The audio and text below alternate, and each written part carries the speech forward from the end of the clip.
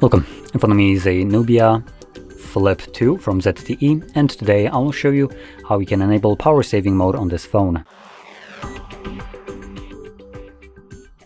So to get started, swipe down from your top of the screen twice. This will present you with a list of toggles, and then on one of the pages we should have a power saving mode. If it's not visible because it's not added by default for some idiotic reason, we're gonna need to do it ourselves by clicking right here on this pencil. Swipe down and you can see we have power saving mode right over here. And hold it, drag it over, go back, and now we have access to it on one of the pages. Next you can just click on it. It's ready for the shake. People here can't figure out how to gently close the door. As